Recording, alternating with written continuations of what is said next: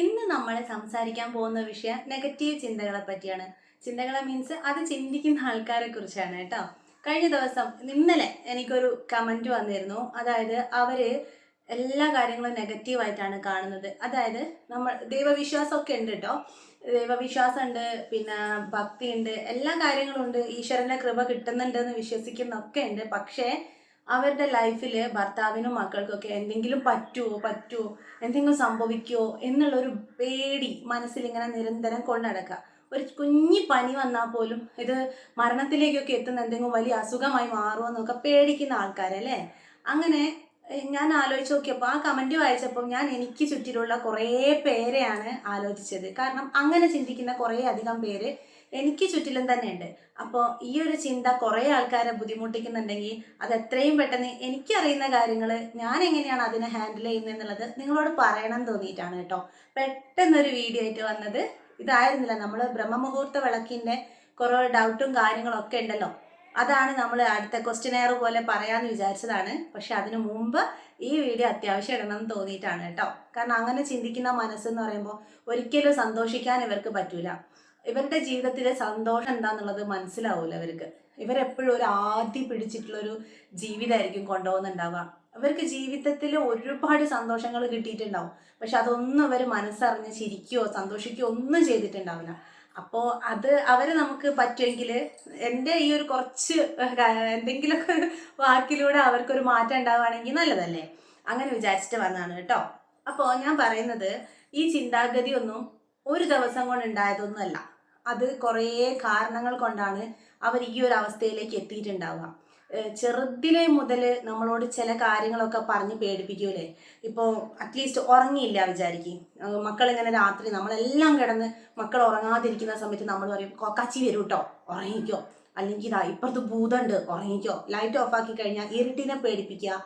നമ്മൾ കുറേ കാര്യങ്ങൾ മക്കളെയൊക്കെ ഇങ്ങനെ പേടിപ്പിച്ചാണ് പലതും അനുസരിപ്പിക്കുന്നത്. അതായത് ഇപ്പൊ ഇരുട്ട് വന്നു കഴിഞ്ഞാൽ മുറ്റത്തേക്ക് ഇറങ്ങരുത് കേട്ടോ പാമ്പുണ്ടാവും, അങ്ങനെയുള്ള കാര്യങ്ങൾ കേൾക്കുമ്പം നമ്മളതൊരു നിസ്സാരമായിട്ടാണ് പറയുന്നെങ്കിലും കുട്ടികളുടെ മനസ്സിൽ അത് ഭയങ്കര ഒരു ഭീതി ഉണ്ടാക്കും. ആ ഭീതി ആ സമയത്തുള്ളതിനേക്കാൾ കൂടുതൽ ഇവർക്ക് എഫക്റ്റ് ചെയ്യാൻ വലിയ പ്രായത്തിലേക്ക് എത്തുമ്പോഴാണെന്നാണ് എനിക്ക് മനസ്സിലായത് കേട്ടോ. അപ്പൊ നമ്മൾ ശരിക്കും അങ്ങനെ കുട്ടികളെ പറഞ്ഞ് സത്യമായിട്ട് പറഞ്ഞ് കുട്ടികളെ മനസ്സിലാക്കാം. അതായത് ഇപ്പോൾ ഉറങ്ങിയിട്ടില്ലെങ്കിൽ നാളെ എണീക്കുമ്പോൾ നല്ല ക്ഷീണം ഉണ്ടാവും കേട്ടോ, കളിക്കാൻ പറ്റൂല കേട്ടോ, അങ്ങനത്തെ കാര്യങ്ങളൊക്കെ പറഞ്ഞു കൊടുക്കാം. പക്ഷെ ഇങ്ങനെ ഇല്ലാത്തൊരു എന്താ പറയുക, ഇല്ല ഒരു ഭൂതം പ്രേതം പിശാച് എന്നൊക്കെ പറഞ്ഞ് കുട്ടികളെ പേടിപ്പിക്കുമ്പോൾ ഇവർക്ക് ജീവിതത്തിലുടനീളം ആ പേടി ഉണ്ടാവും. ചിന്തിച്ച് നോക്കൂട്ടോ. അപ്പൊ അങ്ങനെ കുട്ടികളെ പേടിപ്പിക്കാതിരിക്കുക. അത് മാത്രമല്ല ഇതിന്റെ കാരണം, കുറേ കാരണങ്ങളുണ്ട്. അതിലൊരു കാരണം ഇതായിരിക്കാം എന്നാണ് ഞാൻ പറഞ്ഞത്.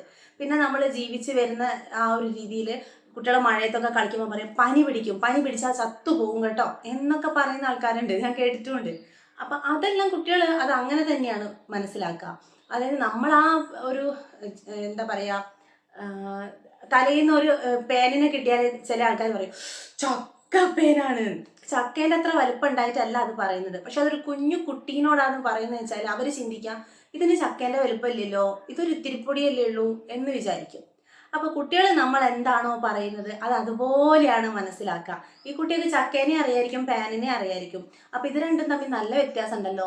പിന്നെ അവര് പയ്യെ അത് മനസ്സിലാക്കി വരും കേട്ടോ. പക്ഷെ ആ ചെറുത് മനസ്സിൽ പതിഞ്ഞു പോകുന്ന ചില കാര്യങ്ങൾ വലുതായാൽ ഇവർക്കൊരു എന്താ ഒരു ഇത് കിട്ടാത്ത പോലെ ആയിപ്പോവും. അപ്പോൾ ഞാൻ പറഞ്ഞത്, പിന്നെ നമ്മളെ ജീവിത സാഹചര്യത്തിൽ പലതും കണ്ട് വളരും. നമ്മളെ എങ്ങനെയാണോ വളർത്തിയത് അതൊക്കെ ഈ ഒരു ചിന്താഗതിനെ ബാധിക്കും കേട്ടോ. പക്ഷെ നിങ്ങൾ വിചാരിക്കും കുടുംബത്തിലെ ബാക്കി എല്ലാവരും പോസിറ്റീവ് ആണല്ലോ, അപ്പൊ ഞാൻ മാത്രം എങ്ങനെയാണ് നെഗറ്റീവ് ആയി പോയത്. അതൊക്കെ അതിന് എന്തെങ്കിലുമൊക്കെ കാരണങ്ങൾ ഉണ്ടാവും. കാരണങ്ങൾ എന്തോ ആയിക്കോട്ടെ, അത് നമ്മൾ വിട്ട്. ഇപ്പൊ നമ്മളുള്ള പ്രശ്നം എന്താണ്? നെഗറ്റീവ് ചിന്തിക്കാം. ഒരു പനി വരുന്ന സമയത്ത് തന്നെ എന്തെങ്കിലുമൊക്കെ വലിയത് സംഭവിക്കും. അപ്പൊ അതിനെന്ത് ചെയ്യണം എന്നറിയാത്തൊരു പേടി മനസ്സിൽ ഇങ്ങനെ കൊണ്ടടക്കുക. അതൊക്കെ ഒഴിവാക്കാൻ വേണ്ടിയിട്ടുള്ള കാര്യങ്ങളാണ് പറയുന്നത് കേട്ടോ. ആദ്യം നമ്മളെ തന്നെ ഉൾക്കൊള്ളുക, സ്നേഹിക്കുക. ഇതാണ് ഫസ്റ്റ് ചെയ്യേണ്ട കാര്യം. നമ്മളെ വിശ്വസിക്കുക. ഞാൻ എന്നെ വിശ്വസിക്കുക. ഞാൻ എന്നെ വിശ്വസിച്ചാലേ മറ്റുള്ളവർക്ക് എന്നോട് വിശ്വാസം ഉണ്ടാവുള്ളൂ. എനിക്ക് എന്നെ വിശ്വാസമുണ്ട്. അതുകൊണ്ടാണ് ഞാൻ പറയുന്ന കാര്യങ്ങൾ എല്ലാവരും അല്ല, കുറച്ച് പേരെങ്കിലും വിശ്വസിക്കുന്നത്, എന്നെ വിശ്വസിക്കുന്നതും എൻ്റെ വീഡിയോസ് കാണുന്നതും എനിക്ക് എന്നെ വിശ്വാസം ഉള്ളതുകൊണ്ടാണ്. എനിക്ക് എന്നെ തന്നെ ഒരു വിശ്വാസം ഇല്ലാണ്ടാണ് ഞാൻ ഇതൊക്കെ പറയുന്നത് എന്ന് വെച്ച് കഴിഞ്ഞാൽ നിങ്ങൾക്ക് ഇത് കേട്ടോണ്ടിരിക്കാൻ പറ്റൂല. നിങ്ങൾ പെട്ടെന്ന് തന്നെ സ്കിപ്പ് ചെയ്ത് വേറെ എന്തെങ്കിലേക്കൊക്കെ പോകും. അപ്പോൾ അത് ഒന്ന് ശ്രദ്ധിക്കുക. നമ്മളെ വിശ്വസിക്കുക. നമ്മളെ വിശ്വസിക്കണമെങ്കിൽ എന്താ ചെയ്യുക? ഞാൻ ഈ പറഞ്ഞ പോലെ തന്നെ ഇത് ഒരു ദിവസം കൊണ്ടുണ്ടായ കാര്യമല്ല. ഒരുപാട് കാലക്രമേണ ആയി രൂപപ്പെട്ട് വന്നതാണ് നമ്മൾ ഈ ഒരു നെഗറ്റീവ് ചിന്ത. അപ്പൊ ഇതിനെ മാറ്റണമെങ്കിലോ ഇന്നൊരു ദിവസം ഞാൻ എന്തെങ്കിലും പറഞ്ഞു വിചാരിച്ചിട്ട് നിങ്ങളെ മനസ്സിൽ നിന്ന് മാറുമോ? ഇല്ല. അപ്പൊ അതും കുറച്ചൊരു നമ്മൾ ആയി വന്ന കാലത്തിന്റെ അത്ര എടുക്കണ്ടെങ്കിലും കുറച്ചൊരു സമയം എടുത്തിട്ട് നമുക്കത് മാറ്റിയേ പറ്റുള്ളൂ. അപ്പൊ അത് മാറ്റാനുള്ള വഴികളാണ് നമ്മൾ ചർച്ച ചെയ്യുന്നത്. അപ്പോൾ എനിക്കറിയുന്ന കുറച്ച് കാര്യങ്ങൾ ഞാൻ പറയാം. ഇപ്പോൾ നമ്മൾ എന്തെങ്കിലുമൊക്കെ നമ്മളിൽ നമുക്കൊരു വിശ്വാസം ഉണ്ടാവണം. ആദ്യം നമ്മളൊരു ശക്തിയിൽ വിശ്വസിക്കണം. ഇന്ന ദൈവത്തിൽ വിശ്വസിക്കണം, അല്ലെങ്കിൽ ഈ പ്രപഞ്ചത്തിൽ വിശ്വസിക്കണം, അങ്ങനെയൊന്നും ചിന്തിക്കണ്ട. നമ്മൾ എന്തെങ്കിലും ഒരു ശക്തിയിൽ വിശ്വസിക്കുക. ആ ശക്തിക്ക് ചിലപ്പോൾ രൂപമോ പേരോ ഒന്നും ഉണ്ടാവില്ല, പക്ഷെ ഒരു ശക്തി എല്ലാ ജീവജാലങ്ങളുടെ ഉള്ളിലും ഉണ്ട്. അത് 100% നിങ്ങൾ ഉറപ്പായിട്ടും വിശ്വസിച്ചോളൂ. എല്ലാവരുടെ ഉള്ളിലും ഒരു ശക്തിയുണ്ട്. നമ്മൾ പറയില്ലേ, ഒരു ക്ഷേത്രം രൂപപ്പെട്ട് വന്നാൽ ആ ക്ഷേത്രത്തിന്, ചില ക്ഷേത്രങ്ങളെ എടുത്തു പറയല്ലേ, അവിടെ പോയി പ്രാർത്ഥിച്ചു കഴിഞ്ഞാൽ എന്താ നല്ല ഊറ്റമുള്ള ഭഗവതിയാണ്, അല്ലെങ്കിൽ എന്ത് പ്രാർത്ഥിച്ചാലും തൊട്ടടുത്ത നിമിഷം അത് സാധിക്കുന്ന ദൈവമാണ് എന്നൊക്കെ പറയുന്നില്ലേ. പക്ഷെ ക്ഷേത്രങ്ങളൊക്കെ ക്ഷേത്രങ്ങൾ തന്നെയല്ലേ. എല്ലായിടത്തും ക്ഷേത്രങ്ങളുണ്ട്. പക്ഷെ ചില ക്ഷേത്രങ്ങൾ മാത്രം നമ്മൾ തെരഞ്ഞു പിടിച്ച് പോകുന്നില്ലേ. എത്ര ദൂരമാണ് നമ്മൾ തൊട്ടടുത്തുള്ള ക്ഷേത്രത്തിൽ പോകുന്നുണ്ടാവില്ല, പക്ഷേ ദൂരമുള്ള അമ്പലങ്ങളിലൊക്കെ പോകും. ഇപ്പൊ ഗുരുവായൂരാണെങ്കിലും മൂകാംബികയാണെങ്കിലും ഒക്കെ. അതെന്തുകൊണ്ടാണ് അവിടെയൊക്കെ ഭയങ്കര ഒരു പ്രത്യേകത വരുന്നത്? നമ്മൾ അവിടത്തേക്ക് നമ്മൾ വിചാരിക്കുന്നത് അമ്പലത്തിലൊക്കെ പോയി കഴിഞ്ഞാൽ നമുക്ക് ഇങ്ങോട്ട് മാത്രം എന്തോ കിട്ടുകയാണ്, നമുക്ക് ഇങ്ങോട്ട് കിട്ടാനാണ് നമ്മൾ പോകുന്നത്. അങ്ങനെ മാത്രമല്ല, നമ്മൾ അങ്ങോട്ട് എന്തോ കൊടുക്കുന്നത് കൊണ്ടാണ് നമുക്ക് ഇങ്ങോട്ട് കിട്ടുന്നത്. അതായത് ഞാൻ അങ്ങോട്ട് കൊടുക്കുന്ന വിശ്വാസത്തിനും ആ ഭക്തിക്കും അനുസരിച്ചാണ് എനിക്ക് ഇങ്ങോട്ട് കിട്ടുന്നത്. ഒരു ക്ഷേത്രമായിട്ട് നിലനിൽക്കണം എന്നുണ്ടെങ്കിൽ അവിടെ നല്ല ഭക്തർ വേണം. നല്ല ഭക്ത സാന്നിധ്യം ഉണ്ടെങ്കിലാണ് ആ ക്ഷേത്രത്തിന്റെ ശക്തി ഉയർന്നു വരുള്ളൂ. അതായത് നമ്മളൊരു കൂട്ടപ്രാർത്ഥനയും ഒറ്റയ്ക്ക് ചൊല്ലുന്നതും ഒക്കെ തമ്മിലുള്ളൊരു വ്യത്യാസം ഉണ്ടല്ലോ, അതേപോലെ. അപ്പോൾ നമ്മൾ ഒരു കാര്യത്തിനെ ഒരു ശക്തിയെ കൂടുതൽ ശക്തി പ്രാപിച്ചു വരുന്ന രീതിയിലേക്ക് ആക്കണം എന്നുണ്ടെങ്കിൽ നമ്മൾ മനസ്സ് വയ്ക്കണം. അപ്പോൾ എല്ലാവരുടെ ഉള്ളിലും ഒരു ക്ഷേത്രം പോലൊരു സ്പേസ് ഉണ്ട്, അതിലൊരു ശക്തി ഉണ്ട്, ഒരു ദൈവമുണ്ട്. ദൈവം നിങ്ങൾ വിചാരിക്കേണ്ട, ദൈവത്തിന്റെ പേരിൽ നിങ്ങൾ എടുക്കണ്ട. എന്തായാലും പ്രപഞ്ചത്തിൽ ഒരു ശക്തി ഉണ്ടെന്നുള്ള കാര്യം ഉറപ്പല്ലേ. അല്ലെങ്കിൽ എന്തെല്ലാം കാര്യങ്ങളാണ് നമുക്ക് ഉത്തരം കിട്ടാത്ത കാര്യങ്ങൾ. ഈ ഉത്തരം കിട്ടാത്തതിനൊക്കെ നമ്മളൊരു ശക്തിയായിട്ട് വിചാരിച്ചു കഴിഞ്ഞാൽ എല്ലാ ജീവജാലങ്ങളുടെ ഉള്ളിലും ഒരു ശക്തിയുണ്ട്. അപ്പൊ ഈ ശക്തിനെ നമ്മളൊന്ന് കുറച്ചും കൂടി ബലപ്പെടുത്താം, നല്ല രീതിയിലാക്കി എടുക്കാം. അപ്പൊ അതിനെന്താ വേണ്ടേ? നമ്മൾ തന്നെ നമ്മളെങ്ങനെ ഫിൽട്ടർ ചെയ്തുകൊണ്ടിരിക്കണം. അതായത് ഞാൻ ഒരു എക്സാമ്പിൾ പറഞ്ഞുതരാം. ഇപ്പോൾ നമ്മൾ എന്തെങ്കിലും ഒരു കാര്യം ചെയ്യുമ്പോൾ ഞാൻ എന്നെ വിശ്വസിപ്പിക്കാൻ വേണ്ടിയിട്ട് നമ്മളില്ലേ, നമുക്ക് പറ്റാത്ത ചില കാര്യങ്ങൾ, അതായത് ത്യജിക്കുക, എന്തെങ്കിലും ഇഷ്ടമുള്ളത് ത്യജിക്കുമ്പോഴാണ് അതിനൊരർത്ഥമുള്ളൂ.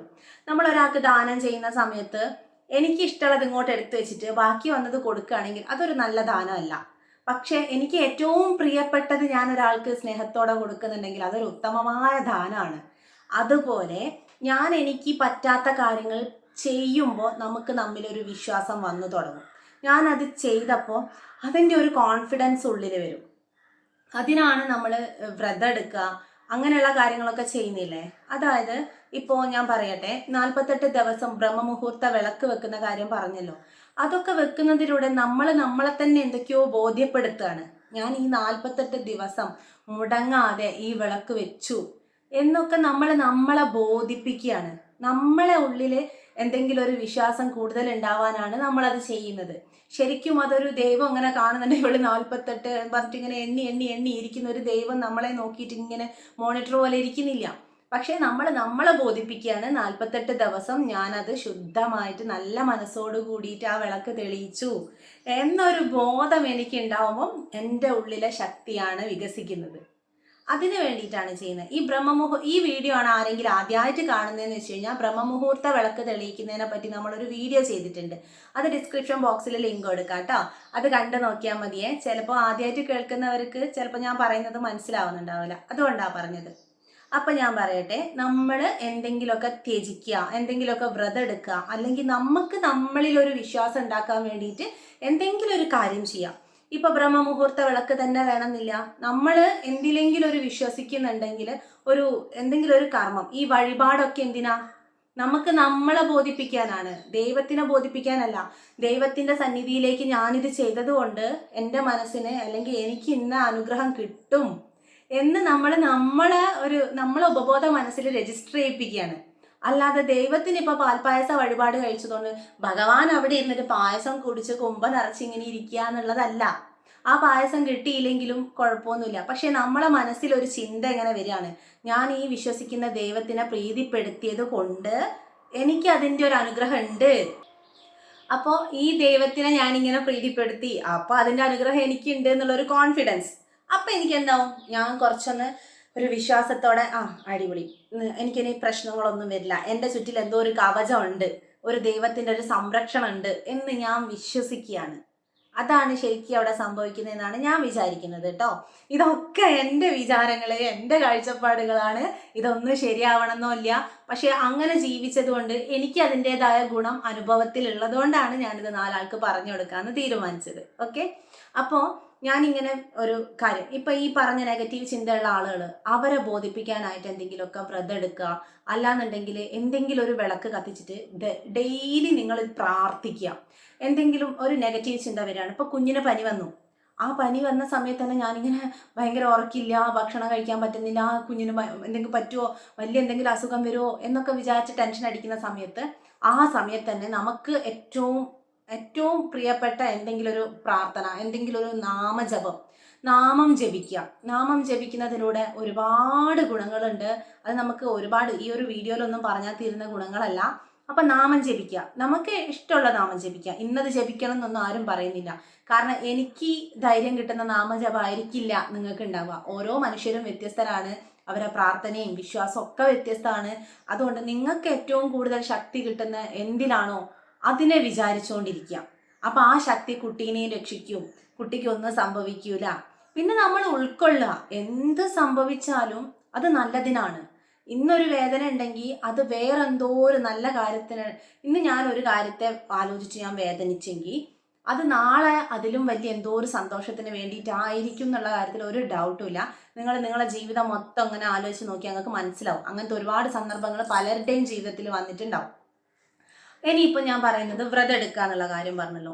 ഈ വ്രതം എടുക്കുന്ന സമയത്ത് ഞാൻ വിശ്വസിക്കുന്ന എന്താണെന്ന് വെച്ചാൽ, എന്നെ സംബന്ധിച്ച് എനിക്ക് ഒരു 2 മണിക്കൂർ, അതായത് കുറച്ച് ഭക്ഷണം കുറേ സമയമായിട്ട് കഴിക്കേണ്ട ഒരാളാണ് ഞാൻ. അതായത് എൻ്റെ ശരീരഘടന അനുസരിച്ച് എനിക്ക് ഒരു ഭക്ഷണം കുറച്ചേ കഴിക്കുള്ളൂ ഒരു നേരത്ത്. പക്ഷെ അത് 2 മണിക്കൂർ കഴിയുമ്പോഴത്തേക്കും പെട്ടെന്ന് തളർച്ച വരാം, എന്താ പറയുക, കുഴഞ്ഞു പോകുന്ന പോലെ ആവുക, തല കറങ്ങുക, ഇങ്ങനെയൊക്കെ ഉള്ളൊരു പ്രശ്നമുള്ളത് കാരണം എനിക്ക് 2 മണിക്കൂറിനുള്ളിൽ വേറെ എന്തെങ്കിലും, ഒരു ചോക്ലേറ്റ് ആണെങ്കിൽ മതി, അതെനിക്ക് വായിൽ വെച്ചേ പറ്റുള്ളൂ, എന്തെങ്കിലും ഒരു ഫുഡ്. അപ്പോൾ അത് കരുതിയിട്ടാണ് ഞാൻ എപ്പോഴും യാത്ര ചെയ്യുകയാണെങ്കിലൊക്കെ ചെയ്യുന്നത്. അപ്പോൾ എന്നെ സംബന്ധിച്ച് ഇപ്പോൾ ഒരു ഏകാദശി വ്രതമാണ് നമ്മൾ മനസ്സിൽ വിചാരിക്കുന്നതെന്ന് വിചാരിക്കും. അപ്പോൾ ഏകാദശി എടുക്കാൻ പല തരത്തിലെടുക്കുന്ന ആളുകളുണ്ട്. ചിലരത് നിർജ്ജലമായിട്ട് ഒന്നും ഒരു ജലപാനം പോലും ഇല്ലാണ്ട് ഉപവാസം പോലെ അങ്ങനെ എടുക്കുന്ന ആളുകളുണ്ട്. ചില ആളുകൾ അരിഭക്ഷണം മാത്രം ഒഴിവാക്കിയിട്ട് എടുക്കുന്ന ആളുകളുണ്ട്. ബാക്കിയുള്ള ഗോതമ്പ് അങ്ങനെയുള്ള സാധനങ്ങളൊക്കെ കഴിക്കും. ചില ആളുകൾ എല്ലാ ഇതും ഒഴിവാക്കി ഫ്രൂട്ട്സ് മാത്രം കഴിച്ചിട്ട് വ്രതം എടുക്കുന്ന ആൾക്കാരുണ്ട്. അപ്പൊ പലതരത്തിലാണ് പലരും വ്രതം എടുക്കുന്നത്. പക്ഷെ എന്നെ സംബന്ധിച്ച് നിങ്ങൾ ആലോചിച്ച് നോക്കൂ, എനിക്കിതിലൊന്നും പറ്റില്ല. എനിക്ക് അങ്ങനെയൊന്നും എടുക്കാൻ പറ്റില്ല എന്ന് വിചാരിച്ചതുകൊണ്ട് കുറേ കാലം എനിക്ക് ഒരുപാട് ആഗ്രഹം ഉണ്ടായിട്ടും ഞാൻ ഏകാദശി വ്രതം എടുത്തിട്ടില്ലായിരുന്നു. പക്ഷേ ഒരു സമയം എത്തിയപ്പം എനിക്കത് എടുത്തേ മതിയാവൂ എന്നുള്ളൊരാഗ്രഹം വന്നപ്പോൾ ഞാൻ തന്നെ സ്വയം മനസ്സിലാക്കുകയാണ്, എൻ്റെ ശരീരഘടന അനുസരിച്ച് എനിക്കൊരു ഉച്ചവരെയുള്ള ഭക്ഷണം സ്കിപ്പ് ചെയ്താൽ തന്നെ അതെനിക്ക് മറ്റൊരാളെ അപേക്ഷിച്ച് അവർ പൂർണ്ണ ഉപവാസം ഇരിക്കുന്നതിന് തുല്യമാണ്. എൻ്റെ ശരീരത്തിനെ സംബന്ധിച്ച് നോക്കുമ്പോൾ ഉച്ചവരെയുള്ള ഭക്ഷണം സ്കിപ്പ് ചെയ്യാന്നുള്ളത്. കാരണം അപ്പോഴേക്ക് ഞാൻ കുഴഞ്ഞു വീഴും, ഉറപ്പാണ്. അപ്പം അതുകൊണ്ട് ഞാൻ വിചാരിച്ചു, അങ്ങനെയാണെങ്കിൽ അങ്ങനെ എടുക്കാം. അതായത് ഒരു നേരം മാത്രം ഭക്ഷണം കഴിക്കാം, പിന്നെ എന്തെങ്കിലും ജ്യൂസോ കാര്യങ്ങളോ വേണമെന്നുണ്ടെങ്കിൽ കഴിക്കാം, എടുത്ത് നോക്കാം എന്നുള്ള രീതിയിലാണ് ഞാൻ വ്രതം ആരംഭിച്ചത്. പക്ഷെ എൻ്റെ മനസ്സിൽ അത് കുറേ കാലമായിട്ട് കിടക്കുന്നൊരു ഭയങ്കരമായിട്ടുള്ളൊരു ആഗ്രഹമായിരുന്നു കേട്ടോ. അപ്പോൾ ഈശ്വര കൃപയാൽ ഞാനത് എടുത്തു തുടങ്ങിയ സമയത്ത്, അതും പ്രത്യേകിച്ച് നോർമൽ ഒരു യാത്ര ചെയ്യുന്ന സമയത്ത് തന്നെ, സാധാരണ ഒരു ദിവസം ഞാനിപ്പോൾ അറ്റ്ലീസ്റ്റ് എൻ്റെ ടൗണിലൊന്ന് പോയി വന്നു കഴിഞ്ഞാൽ എനിക്ക് ഭയങ്കര എന്തൊക്കെയോ ഒരു തലകറക്കവും തലവേദനയും ഒക്കെ വരുന്ന ഒരാളാണ്. അപ്പോൾ എന്നെ സംബന്ധിച്ച് ഒരു ഗുരുവായൂർ ക്ഷേത്രം വരെ ഞാൻ യാത്ര ചെയ്യുകയാണെന്നുണ്ടെങ്കിൽ എനിക്ക് ഉറപ്പായിട്ടും നല്ല ക്ഷീണവും ഭയങ്കര ബുദ്ധിമുട്ടും ഒക്കെ ഉണ്ടാവേണ്ട ഒരാളാണ്. പക്ഷേ ഞാൻ ആ ഏകാദശി വ്രതം നോറ്റുകൊണ്ട് ഗുരുവായൂർക്ക് യാത്ര പുറപ്പെട്ട് ആ യാത്രയിൽ എനിക്ക് ഇരിക്കാൻ പറ്റുമോ എന്നൊക്കെ ഞാൻ ആലോചിച്ചിട്ടുണ്ട്. പക്ഷേ എൻ്റെ കൂടെ ആ ഒരു ശക്തി ഉണ്ട് എന്നുള്ളൊരു ഉറച്ച വിശ്വാസം ഞാൻ അങ്ങോട്ട് ഉറപ്പിച്ചു കൊടുത്തു. എന്നിട്ട് ഞാൻ പറഞ്ഞു, ഏട്ടാ നമുക്ക് പോവാം. അങ്ങനെ ഞാനും ഏട്ടനും മക്കളും കൂടെ ആദ്യമായിട്ടാണ് അങ്ങനെ വേറെ ആളുകളൊന്നും ഇല്ലാണ്ട് നമ്മൾ മാത്രമായിട്ടുള്ളൊരു യാത്ര അങ്ങനെ ചെയ്യാറില്ല കേട്ടോ. എനിക്ക് എവിടെയെങ്കിലും യാത്ര പോകുമ്പോൾ കുറേ പേര് വേണം. അപ്പം ഞാനും ഏട്ടനും മക്കളും കൂടിയിട്ട് അന്ന് യാത്ര തുടങ്ങുക. ഗുരുവായൂരേക്ക് പോയി. പക്ഷേ അവിടെ എത്തിയപ്പോൾ ഞാൻ വിചാരിച്ചത് എന്തെങ്കിലും വെജിറ്റബിൾസോ എന്തെങ്കിലുമൊക്കെ കഴിച്ചിട്ട് റെഡി ആയിട്ടിരിക്കാം. എനിക്ക് അറ്റ്ലീസ്റ്റ് ഗുരുവായൂർ നടയിൽ ഇരുന്നിട്ട് രാമായണം വായിക്കണം. അതിനാണ് ഞാൻ പോയത്. അപ്പോൾ എനിക്ക് രാമായണമാണ് ഓക്കെ ആയിട്ട് തോന്നിയത്. അതുകൊണ്ട് അത് വായിക്കുന്നു. നിങ്ങൾക്ക് ഏത് വിഷ്ണു സഹസ്രനാമാണോ ഏതാണെന്ന് വെച്ചാൽ അങ്ങനെ വായിക്കുമല്ലോ. പക്ഷേ ഇത് ഞാനൊരു കഥ പറയാണ് കേട്ടോ, ബോറടിക്കുന്നുണ്ടാവും. അങ്ങനെ ഞാൻ ഗുരുവായൂർ പോയി. പക്ഷേ എനിക്ക് വയറുള്ളതായിട്ട് ഫീൽ ചെയ്യുന്നില്ല. അതായത് എനിക്ക് മനസ്സ് മാത്രമേ ഉള്ളൂ എന്നൊരു തോന്നൽ. എനിക്ക് എൻ്റെ ശരീരത്തിൻ്റെ വെയിറ്റ് ഫീൽ ചെയ്യുന്നില്ല. എനിക്കൊരു വയറ് ഇവിടെ സാധാരണ എനിക്ക് വിശക്കുന്ന സമയത്ത് ഇവിടെയൊക്കെ ഭയങ്കര കോളിളക്കം യുദ്ധമാണ് ഇവിടെ നടക്കുന്നത്. പക്ഷെ അന്ന് എനിക്ക് എന്തുകൊണ്ടോ എനിക്കൊരു വയറുള്ളതായിട്ട് എനിക്ക് മനസ്സിൽ വരുന്നില്ല. എനിക്ക് വിശപ്പില്ല. അപ്പം ഞാൻ വെച്ചാൽ കഴിക്കണ്ട, എനിക്ക് തോന്നാത്തടുത്ത നേരം വരെ എനിക്ക് കഴിക്കാതിരിക്കാമല്ലോ. അങ്ങനെ എനിക്ക് വിശപ്പ് വരുന്നവരെ കഴിക്കാമെന്ന് വിചാരിച്ച് കാത്തിരുന്ന് അന്നത്തെ ദിവസം മുഴുവനും കഴിഞ്ഞു കേട്ടോ. രാവിലെ, അതായത് തലേന്ന് ഉച്ചയ്ക്കാണ് സദ്യ കഴിച്ചത്. തലേന്ന് ഉച്ചയ്ക്ക് സദ്യ കഴിച്ചതാണ്. പിറ്റേന്ന് രാത്രിയായിട്ട് എനിക്കൊന്നും കഴിക്കാൻ തോന്നിയില്ല കേട്ടോ. അങ്ങനെ ആ ദിവസം മുഴുവനും കംപ്ലീറ്റ് ആക്കി. പിറ്റേന്ന് രാവിലെ ഞാൻ ഗുരുവായൂർ ക്ഷേത്ര നടയിൽ, എനിക്കത് വിശ്വസിക്കാൻ പറ്റാത്ത അത്രയും അപ്പം ഞാൻ ഏറ്റവും കൂടുതൽ വിശ്വസിക്കുന്നത് എന്നെ തന്നെയാണ്. എനിക്കത് പറ്റും, ഇതെൻ്റെ ആഗ്രഹമാണ്, ഇത് നടക്കണം എന്ന് ഞാൻ ഉറച്ച് വിശ്വസിച്ചതുകൊണ്ട് എൻ്റെ ഉള്ളിലൊരു ശക്തിയുണ്ട്, എനിക്കത് സപ്പോർട്ട് തരും എന്നുള്ളത് എൻ്റെ ഒരു ദൃഢമായിട്ടുള്ളൊരു ആ ഒരു കാര്യം കൊണ്ടാണ് എനിക്കത് സാധിച്ചത്. എന്നിട്ട് ഞാൻ ആ പിറ്റേന്ന് നമ്മൾ എപ്പോഴാണോ പാർണ വീടേണ്ടത് ആ ടൈം ആയപ്പോൾ പാർണ വീടി. സ്വപ്നത്തിൽ പോലും ചിന്തിക്കാൻ പറ്റാത്തൊരു കാര്യമായിരുന്നു എനിക്ക് ഏകാദശി വ്രതം ഒരിക്കലെങ്കിലും ഭക്ഷണം സ്കിപ്പ് ചെയ്തെടുക്കുക എന്നുള്ളത്. ഞാൻ നിർജ്ജല ഏകാദശിയാണ് ആദ്യമായിട്ട് എടുത്തത്. അതെനിക്ക് അന്ന് ഞാൻ മനസ്സിലാക്കിയൊരു കാര്യമുണ്ട്, നമ്മൾ മനസ്സ് വെച്ചാൽ എന്തും നടക്കും. മനസ്സാണ് ശരിക്കും ഏതൊരു അസുഖത്തിനെ മറികടക്കാൻ പോലും മനസ്സ് മതി. മനസ്സ് ശരിക്കൊരു മരുന്നാണ്. നമ്മളെ മാനസികമായിട്ടുള്ള ചിന്തയാണ് നമ്മളെ എല്ലാം, വേണോ വേണ്ടേ, നല്ലതും ചീത്തയും എല്ലാം മൊത്തത്തിൽ കൺട്രോൾ ചെയ്യുന്നത് നമ്മളെ മനസ്സാണ്. അങ്ങനെ ഞാൻ ആ ഏകാദശി വ്രതം പൂർണ്ണമായിട്ടും സന്തോഷത്തോടെ സംതൃപ്തിയായിട്ട് എടുത്ത് തീർത്തപ്പോൾ അതിനുശേഷം എനിക്ക് ഇങ്ങോട്ടേക്ക് ഇപ്പോൾ ആ ഒരു പ്രശ്നമില്ല. കാരണം ഞാൻ തന്നെ എൻ്റെ മനസ്സിൽ എവിടെയോ ഉണ്ട്, അതങ്ങനെ സാധിച്ചതുകൊണ്ട് ഇനി എനിക്ക് ഈ പ്രശ്നം വരില്ല. 2 മണിക്കൂറിനുള്ളിൽ ഭക്ഷണം കഴിച്ചില്ലെങ്കിൽ ഞാൻ കുഴഞ്ഞു വീണു പോകുന്ന പ്രശ്നം എനിക്ക് വരൂല എന്നൊരു ധൈര്യം എനിക്ക് കിട്ടി. കാരണം ഞാൻ ആ എത്ര ദിവസം, 1.5 ദിവസത്തോളം ഫുഡ് കഴിക്കാതെ വെള്ളം കുടിക്കാതെ ഇരുന്നല്ലോ. അതും യാത്ര ചെയ്തു. ഞാൻ ആ വ്രതത്തോട് കൂടിയിട്ട് യാത്ര ചെയ്തപ്പോൾ തലവേദന ഉണ്ടായിരുന്നു കേട്ടോ. അത് സത്യമായിട്ട് പറയാം, എനിക്ക് തലവേദന എടുത്തിട്ടുണ്ട്. പക്ഷെ വേറെ ഒരു ബുദ്ധിമുട്ടും എനിക്ക് ഉണ്ടായില്ല. അതിനുശേഷം ഇന്ന് വരെ എനിക്ക് ആ 2 മണിക്കൂറിനുള്ളിൽ ഫുഡ് കഴിച്ചില്ലെങ്കിൽ ഞാൻ വീണു പോകുന്ന ഒരു പ്രശ്നവും ഒഴിവായി കിട്ടി. അത് ശരിക്കും വേറൊന്നും ഉണ്ടായിട്ടില്ല, ഞാൻ എന്നെ വിശ്വസിക്കുന്നതാണ്. അപ്പം നമ്മളില്ലേ പറ്റാത്തൊരു കാര്യം ഇതുപോലെ എന്തെങ്കിലും ചെയ്തു കഴിഞ്ഞാൽ നമുക്ക് നമ്മളോടുള്ള വിശ്വാസവും നമ്മളിലുള്ളിലുള്ള ശക്തിയിലും ഭയങ്കര ഒരു വിശ്വാസം വരും. അതിൽ നിന്ന് നമുക്ക് എന്ത് ചെയ്യാം, നമ്മളെ ഈ ഒരു നെഗറ്റീവ് ചിന്തകളെ ഒഴിവാക്കാം. അതായത് നിങ്ങൾ ഇന്ന് തീരുമാനിക്കുകയാണ്, എനിക്ക് ഈ നെഗറ്റീവ് ചിന്തകളെ മറികടക്കണം, ഇതെന്നെ നശിപ്പിച്ചുകൊണ്ടിരിക്കുകയാണ്, എൻ്റെ ജീവിതത്തിലെ സന്തോഷങ്ങളാണ് ഇത് ഇല്ലാണ്ടാക്കുന്നത്, എനിക്ക് എൻ്റെ ജീവിതത്തിൽ കിട്ടുന്ന ഒരു നന്മേനെയും ആസ്വദിക്കാനോ അതിനനുസരിച്ച് റിലാക്സ് ആയിട്ട് ജീവിക്കാനോ പറ്റുന്നില്ല എന്ന് നിങ്ങൾക്ക് തോന്നുകയാണ്. അപ്പം നിങ്ങൾ തീരുമാനിക്കണം, എനിക്കിനി ഇത് വേണ്ട, ഞാനിനി ഇങ്ങനെ ജീവിക്കൂല. എൻ്റെ ഭർത്താവിനെയും എൻ്റെ മക്കളെയും ഒക്കെ ദൈവം സൃഷ്ടിച്ചതാണ്. ഈ ഭൂമിയിലുള്ള ഓരോ സൃഷ്ടിക്കും ഓരോ അർത്ഥമുണ്ട്, ഓരോരോ കാര്യം നിറവേറ്റാനുണ്ട്, അതിനനുസരിച്ചാണുള്ളത്. അപ്പം ഞാൻ ഈ ടെൻഷൻ അടിച്ചതുകൊണ്ട് മാത്രം ഇവർക്ക് എന്തെങ്കിലും പറ്റുമോ, അങ്ങനെയൊന്നുമില്ല. ദൈവം എന്താണോ വെച്ചത് അത് നമ്മൾ അംഗീകരിക്കാനും സ്വീകരിക്കാനും എപ്പോഴും കൈനീട്ടി നിൽക്കുക. അതെന്തായാലും നല്ലതിനായിരിക്കും. നമ്മളെ ചിന്തയല്ലല്ലോ. നമ്മളെ പ്ലാൻ വർക്കായില്ലെങ്കിൽ ദൈവത്തിനൊരു പ്ലാൻ ഉണ്ടാവും. അത് നമ്മൾ പ്ലാൻ ചെയ്തതിനെക്കാട്ടി ബ്യൂട്ടിഫുൾ ആയിരിക്കും. അതുകൊണ്ട് ഇപ്പം ഞാൻ എന്താ ചെയ്യേണ്ടതെന്ന് ഞാൻ പറഞ്ഞുതരാം. ഇപ്പോൾ ഒന്നുകിലും നിങ്ങൾ ഒരു ഡെയിലി ഇത്ര ദിവസത്തേക്ക് ഒരു വ്രതം എടുക്കുക. എനിക്ക് ഈ ചിന്ത മാറ്റണം. അതായത് നിങ്ങളെ മനസ്സിനെ, ഉപബോധ മനസ്സിനെ പഠിപ്പിക്കുകയാണ് എനിക്ക് ഈ ചിന്ത മാറ്റണം എന്നുള്ളത്. എങ്ങനെ? നിങ്ങൾ തന്നെ ഒരു ട്രെയിനിങ് കൊടുക്കുകയാണ്. നിങ്ങൾക്ക് തീരുമാനിക്കാം എന്ത് ട്രെയിനിങ് കൊടുക്കണം എന്നുള്ളത്. നിങ്ങൾ വിചാരിക്കുകയാണ് ഞാൻ ഇന്ന് മുതൽ അല്ലെങ്കിൽ ഇന്ന ദിവസം മുതൽ ഞാനൊരു വിളക്ക് തെളിയിച്ച് തുടങ്ങും. എന്നിട്ട് അതിന് മുന്നിൽ ഞാൻ ഇരുന്നിട്ട് നിങ്ങൾക്ക് സാധിക്കുന്നതിനപ്പുറത്തുള്ള എന്തെങ്കിലും ഒരു കാര്യം വിചാരിക്കാം. ഒന്നുകിൽ സഹസ്രനാമങ്ങൾ, അതെന്ന് വെച്ച് കഴിഞ്ഞാൽ എത്രത്തോളം അത്രയും ഒരു ക്ഷമയും ആ ഒരു ഭക്തിയും ഉണ്ടെങ്കിൽ മാത്രമാണ് നമുക്കതൊക്കെ പൂർണ്ണമായിട്ട് വായിക്കാനൊക്കെ പറ്റുള്ളൂ. നോക്കി വായിച്ചാൽ മതിയല്ലോ.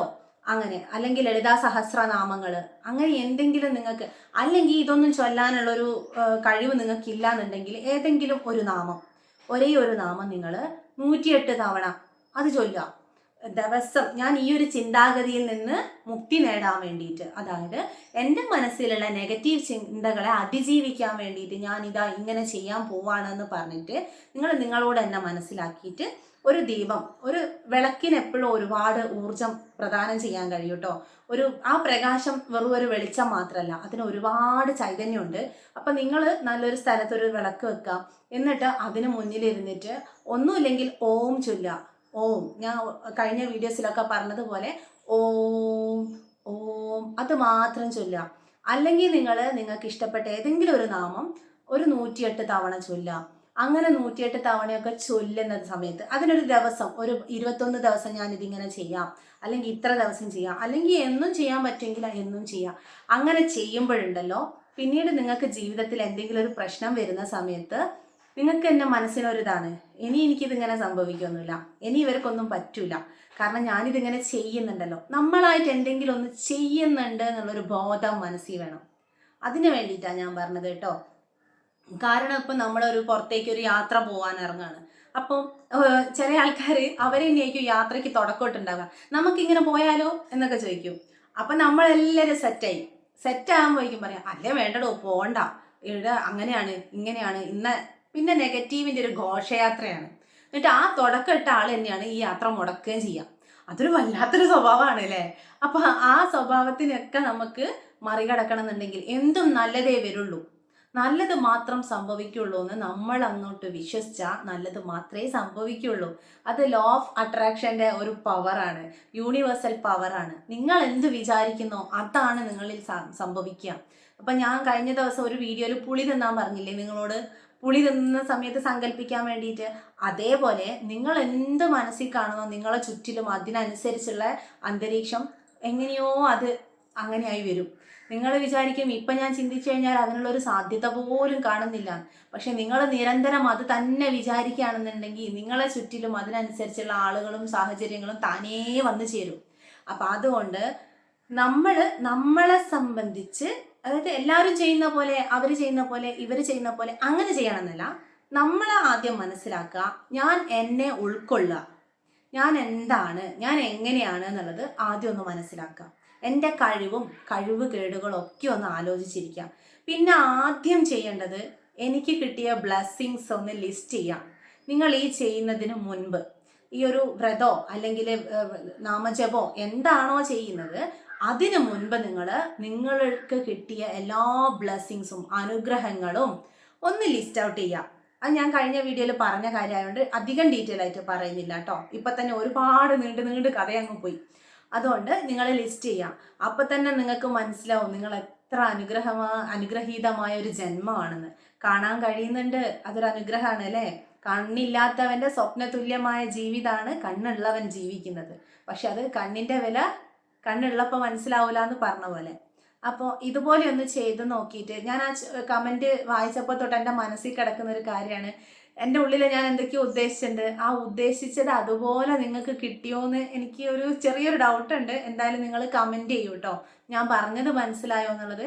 ഏറ്റവും ബേസിക്കായിട്ട് ചെയ്യേണ്ടത് നിങ്ങളെ സ്നേഹിക്കുക, നിങ്ങളെ മനസ്സിലാക്കുക, നിങ്ങളെ ഉൾക്കൊള്ളുക. എന്നതിന് ശേഷം എന്തിലും വിശ്വാസം ഉണ്ടാവും. ഒരു അമ്പലത്തിൽ പോയി നമ്മൾ മുട്ടുകുത്തി പ്രാർത്ഥിക്കും. ചിലപ്പോൾ ഈ നെഗറ്റീവ് ചിന്തകളുള്ള ആൾക്കാർ ഭയങ്കര ഭക്തരായിരിക്കും.